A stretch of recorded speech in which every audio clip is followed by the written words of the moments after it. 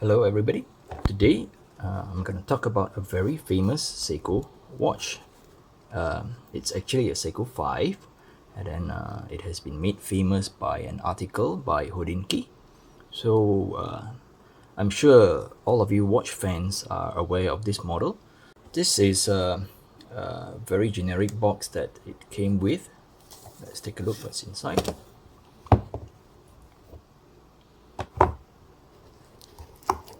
Okay, so as you can see, it's only the bracelets that's in the box. Alright, the bracelet is still brand new, still wrapped in plastic, because the first thing that I think most of us would do when getting this watch is to replace the original bracelet with a leather strap, as that it's what's shown in the Hodinki article.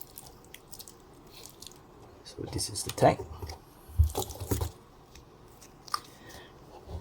The number is SNKL23 K1. Before we move into the watch itself, let's talk about the bracelet for a while. The bracelet, it's of a typical Seiko 5 construction. As you can see, it comes with hollow end links, and the links itself, they are hollow, and it comes with the press clasps.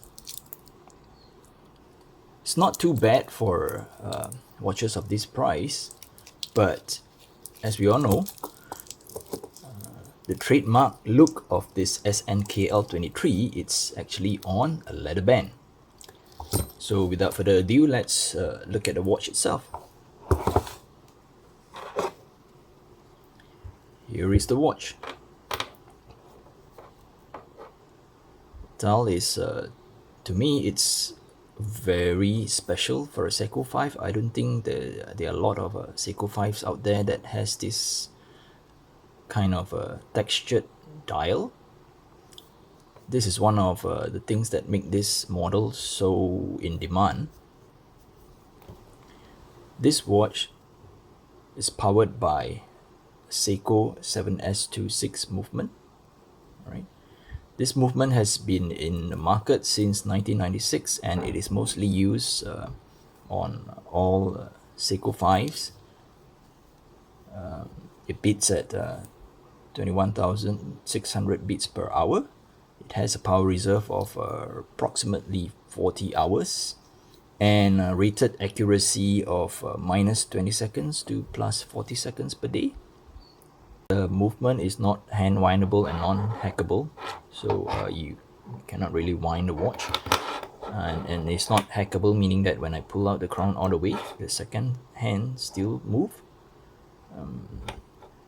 The recessed crown makes it slightly hard to adjust the time, because you see this is position of the crown when it's fully in. So when I pull it all the way out, it is still quite recessed. See, I have to use my nails here. Of course, from the back, it's slightly more accessible, but it's kind of hard to really get a good grip to adjust the time. You see, you have to, maybe I can, it's kind of hard, right? Let's talk about the case of the watch for a while here. Besides the big gap between the watch and the band, the shape is actually quite nice. You see, the bezel here is highly polished, and then on the tip of this lug there's some brushing, and the side is brushed, and there's this I don't know, bevel edge that is highly polished. Okay, the crown is not signed as with all Seiko 5s. Yep. The crystal is Seiko's proprietary mineral crystal. They call it hard legs. From what I heard, it's maybe it's slightly more durable than normal mineral crystal in terms of scratch resistance, but of course it's not as good as sapphire.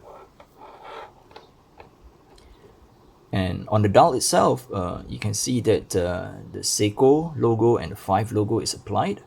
All the markers are applied. They have a frame for the day and date window. Let's take a look at the dimensions before we move on further. So this watch, it's around 37.5 or 38 millimeters, 38 to be exact, I think. The thickness is, yep, it's quite thin. It's about 10.5 millimeter. As for the lug to lug, it's 45.5 millimeter. So it's not too, the size is actually very nice for a dress watch. It's not too big. The lug to lug is not too long, so it would fit a lot of wrists, especially smaller wrists like my 6-inch wrist. Let's take a look on how this watch looks on my wrist. Alright, this is how it looks on my 6-inch wrist. Not too bad. I actually got an aftermarket quick deployment buckle for this El Cheapo leather strap here. Frankly, it doesn't look too bad. It looks quite nice. And the dial texture is sometimes not very obvious. Of course, it depends on the lighting. Right. Being a dress watch, there's actually some lume on the watch. It's Seiko's proprietary Lumi Bright. So there's lume on the hours and minutes hand, and there are looms on all markers. See the tiny dots there? Well, the lume is okay. You know, it's not really very bright, but it does help in seeing the time in the dark. Let's talk about my journey with this watch. I actually got this, not this particular one, I actually got one SNKL23. I believe it's like last year. Right, then I sold that out because it's not getting much wrist time. And then after a while, I think last month or so, I saw one in the market, brand new, at a very good price. So I couldn't resist to buy it again. You see, as the holding key article suggested, it's a $75 watch, approximately that range. But due to the high demand and lack of availability, it is quite pricey. If you go down on eBay to take a look and to try to get a new one, the price could be a lot higher than the $75 mark. If you're asking, whether if it's worth buying it at like a very high price, but for now, I would say it depends on what you look at it, because at the end, this is just a very basic Seiko 5 with a very basic movement. Yes, it might look special, but if you are okay with other Seiko 5s, I believe you can get other Seiko 5s that are quite similar with this at still a very low price point. But if you must absolutely get this, well, it's I would say it's still worth it if you really dig the dial and you're really into the hype of this SNKL23. So yeah, it's kind of hard for me to say for sure whether if this is really something you should get or not. And I'm not sure whether I'll be selling this off in future, because this is the second time I've purchased it, but I'm still not giving it a lot of wrist time. It's more like I don't know, I just bought it because I found it for a very decent price. Yep.